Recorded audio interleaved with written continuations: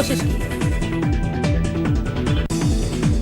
28 साल पुराने इस मामले में फैसले के दिन लालकृष्ण आडवाणी, मुरली मनोहर जोशी, उमा भारती, शिवसेना के पूर्व सांसद सतीश प्रधान, महंत नृत्य गोपाल दास और पूर्व मुख्यमंत्री कल्याण सिंह वीडियो कॉन्फ्रेंसिंग से कोर्ट रूम से जुड़े। इनके अलावा अन्य सभी 26 आरोपी कोर्ट रूम में मौजूद थे।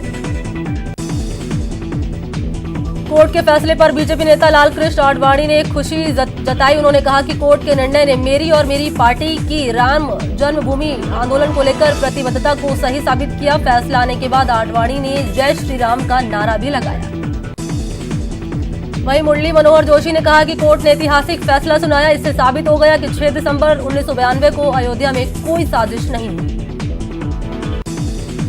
रक्षा मंत्री राजनाथ सिंह ने बाबरी केस पर कोर्ट के फैसले का स्वागत किया। राजनाथ सिंह ने ट्वीट कर लिखा कि इस फैसले से साबित हुआ कि देर से ही सही लेकिन न्याय की जीत हुई है। सीएम गहलोत आज वीडियो कॉन्फ्रेंसिंग के जरिए सभी जनप्रतिनिधियों से संवाद किया। इस दौरान सभी विधायक, सांसद और निकायों के जनप्रतिनिधि अपने अपने इलाकों से सीएम के साथ जुड़े और अपने विचार रखे। मुख्यमंत्री अशोक गहलोत ने कोरोना पर वीसी के जरिए विधायकों से बात की। बीकानेर में भी अटल सेवा केंद्र पर विधायक सिद्धि कुमार मौजूद रही, तो वहीं नोखा के अटल सेवा केंद्र में आयोजित वीसी में विधायक बिहारी बिश्नोई और अधिकारी मौजूद रहे। कोरोना को लेकर मंत्रिपरिषद की अहम बैठक खत्म हो गई। सीएमआर में हुई इस बैठक में अध्यक्षता सीएम गहलोत ने की। बैठक में कोरोना के खिलाफ जन आंदोलन की रूपरेखा पर विचार हुआ। गांधी जयंती की पूर्व संध्या पर जयपुर में राष्ट्रीय वेबिनार का आयोजन होगा। इस वेबिनार की अध्यक्षता कला संस्कृति मंत्री बीडी कल्ला करेंगे, जबकि सीएम अशोक गहलोत मुख्य अतिथि होंगे। प्रदेश में 874 ग्राम पंचायत चुनाव के चौथे फेज के लिए आज नामांकन दाखिल किया जा रहा है। नामांकन पत्रों की जांच कल होगी, जिसके बाद 10 अक्टूबर को मतदान कराया जाएगा।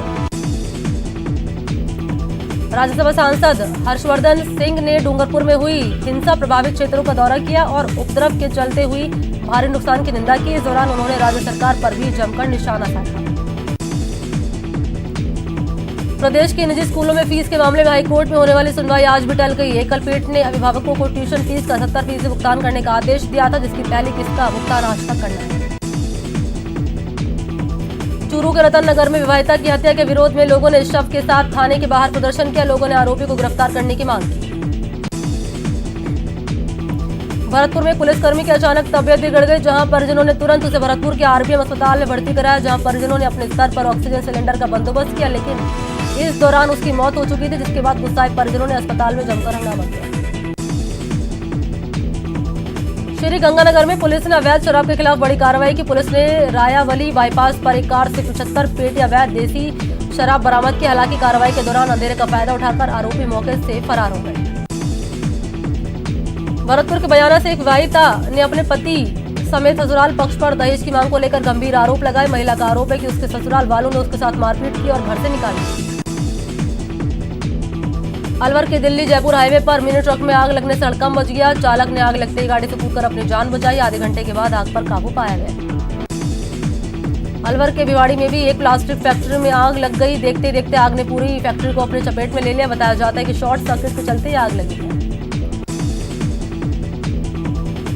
अलवर के बहरोड में दिल्ली जयपुर हाईवे पर तेजी से जा रहा ट्रक फ्लाईओवर पर पलट गया। ट्रक पलटने से सड़क पर पूरा सामान बिखर गया, जिससे दिल्ली जयपुर हाईवे का एक साइड का फ्लाईओवर जाम हो गया।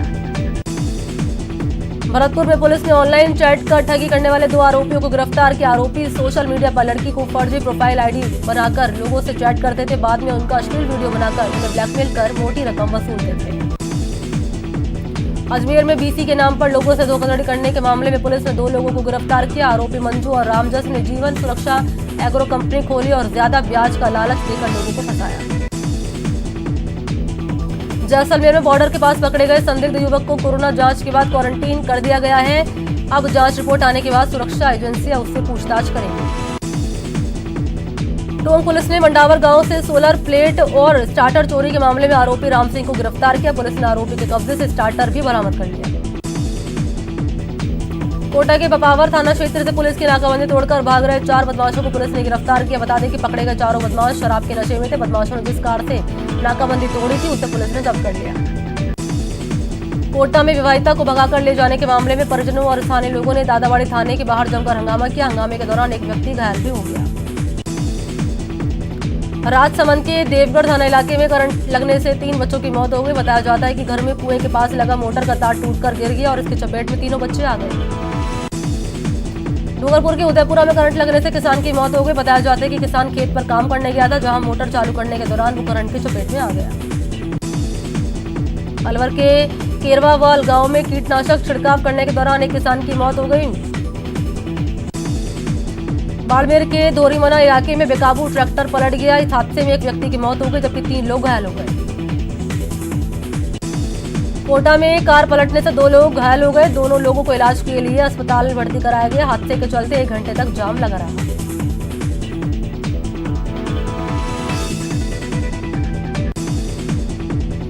अजमेर के आगरा गेट चौराहे पर गाय के घायल होने के बाद बवाल खड़ा हो गया। मौके पर पुलिस और नगर निगम की टीम पहुंची और गाय को इलाज के लिए अस्पताल भेजा गया। यूपी के हाथरस में गैंगरेप और हत्या को लेकर देश भर में गुस्सा है। अजमेर में आज महिला कांग्रेस पदाधिकारियों ने पीएम मोदी के नाम कलेक्टर को ज्ञापन सौंपकर बिगड़ती कानून व्यवस्था को लेकर योगी सरकार को बर्खास्त करने की मांग की। समायोजित शिक्षक कर्मी संघ ने राज्य सरकार पर हाईकोर्ट के निर्देशों का पालन नहीं करने का आरोप लगाया। अजमेर में संघ के प्रदेश अध्यक्ष ने आरोप लगाया कि राज्य सरकार ने अभी तक पेंशन शुरू नहीं की है। दौसा में मतदान अधिकारियों की लापरवाही के चलते 6 बूथों पर पुनर्मतदान कराया जाएगा। 6 अक्टूबर को इन बूथों पर फिर से वोट डाले जाएंगे। भरतपुर के मोरी चारबाग के राजकीय नेत्र चिकित्सालय के पास गंदगी का ढेर पड़ा रहता है। आंखों को इलाज कराने आने वाले मरीजों को पूरी तरह से संक्रमण का खतरा बना रहता है, लेकिन नगर निगम कूड़े के ढेर को हटाने की दिशा में कोई कदम नहीं उठा रहा। बारां जिला में तेज बारिश के बाद पानी के बहाव से पार्वती नदी की पुलिया पूरी तरह से क्षतिग्रस्त हो गई। पुलिया पर बिछाई गई सीमेंटेड सड़क उखड़कर पानी में बह गई। पुलिया के क्षतिग्रस्त होने से सभी वाहनों का रास्ता बंद हो गया। उदयपुर के मावली में करीब 1 घंटे मूसलाधार बरसात हुई, जिससे सड़कों पर पानी भर गया। इतना ही नहीं, कई घरों में भी पानी घुस गया। उदयपुर के भीमल रेलवे स्टेशन के पास बने रेलवे अंडरपास में बारिश का पानी भर जाने के चलते लोगों की आवाजाही मुश्किल हो गई है। राजस्थान समायोजित शिक्षा कर्मी संघ ने सरकार पर दोहरी नीति अपनाने का आरोप लगाया। उदयपुर में प्रेस कॉन्फ्रेंस में संघ के पदाधिकारियों ने कहा कि सरकार सुप्रीम कोर्ट के फैसले की अनदेखी कर रही है। भरतपुर में बंदरों के आतंक से लोग परेशान हैं, लेकिन नगर निगम लापरवाह बना हुआ है। कई बार तो बंदर बच्चों और महिलाओं पर जानलेवा हमला भी कर देते हैं। वेतन कटौती मामले में हाईकोर्ट से स्टे मिलने के बाद राजस्थान राज्य मंत्रालय कर्मचारी महासंघ ने अजमेर कलेक्टर को सीएम के नाम ज्ञापन सौंपा। उन्होंने वेतन नहीं काटने की मांग की। भरतपुर में राष्ट्रीय पोषण अभियान के तहत कई प्रतियोगिताओं में भाग लेने वाले प्रतिभागियों का सम्मान समारोह आयोजित किया गया। गौ संरक्षण के लिए मिली राशि को आपदा प्रबंधन के काम में लेने का विरोध शुरू हो गया। उदयपुर में बीएचपी के पदाधिकारियों ने सरकार के इस फैसले पर आपत्ति जताई। किशनगढ़ विधायक सुरेश टांक ने अपने विधानसभा क्षेत्र की समस्याओं के समाधान के लिए अजमेर कलेक्टर प्रकाश राज पुरोहित से मुलाकात की। बीकानेर के सीमावर्ती इलाकों में शिक्षा को बढ़ावा देने के लिए सीमा सुरक्षा बल ने सिविल एक्शन कार्यक्रम का आयोजन कर सरकारी स्कूलों में 3,50,000 रुपए का सामान भेंट किया। कोटा के जिला अस्पताल में ओपीडी का समय 1 अक्टूबर से बदल जाएगा। अब ओपीडी का समय सुबह 9 बजे से दोपहर 3 बजे तक होगा। छुट्टी के दिन ओपीडी का समय सुबह 9 से 11 बजे तक रहेगा। उदयपुर के पन्नाधाय हॉस्पिटल के ओपीडी का समय बदला जा रहा है। 1 अक्टूबर से 30 अप्रैल 2021 तक अब चिकित्सालय के ओपीडी का समय सुबह 9 से 3 बजे तक रहेगा।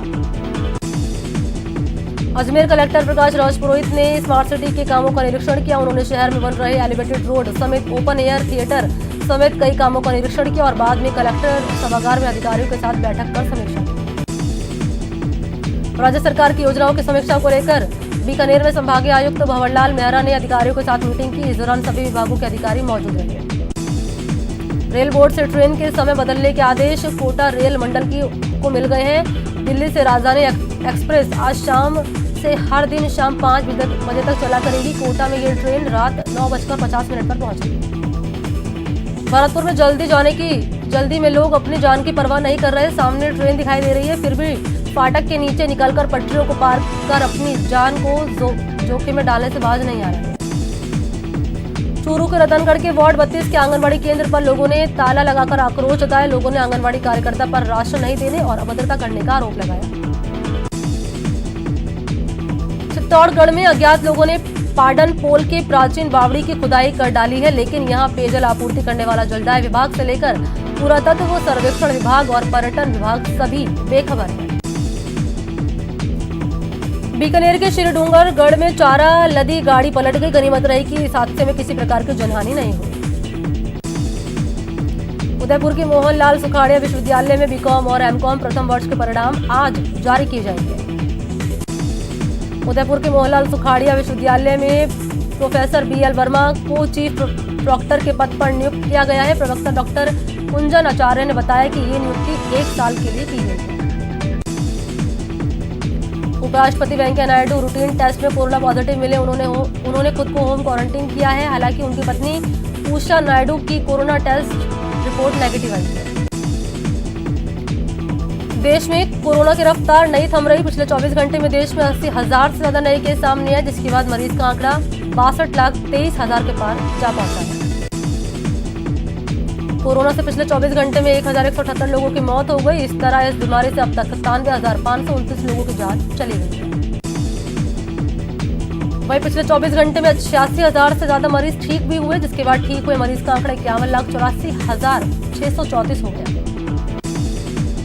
मरोदरा में कोरोना का आंकड़ा तेजी से बढ़ रहा है। मरोदरा में बीते 24 घंटे में 2,148 नए केस सामने आए, जिसके बाद प्रदेश में संक्रमितों का आंकड़ा 1,33,000 के पार पहुंच चुका है।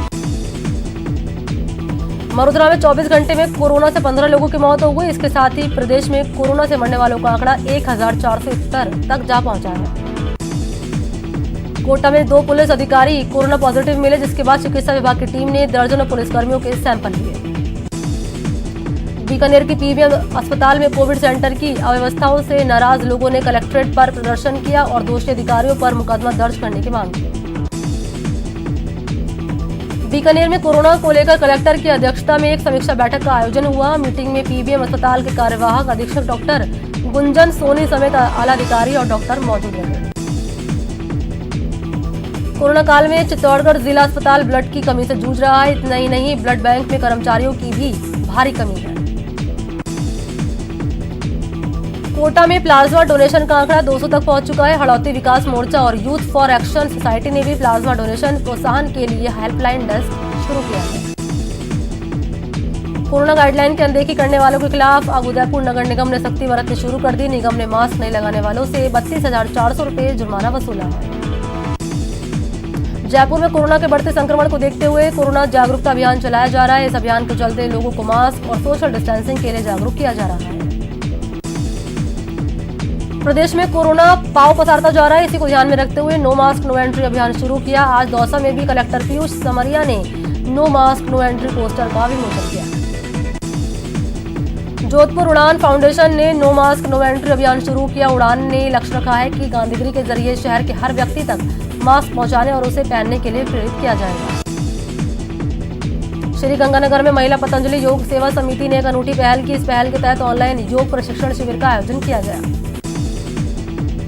कोरोना काल में उदयपुर नगर निगम की आय में कमी हुई। ऐसे में अब निगम ने अनावश्यक खर्चों में कटौती करने का फैसला लिया है। कई मदों में आय पर्याप्त नहीं होने पर अब समिति अध्यक्ष और निगम अधिकारियों से जवाब मांगा जाएगा। तो चलिए अब आपको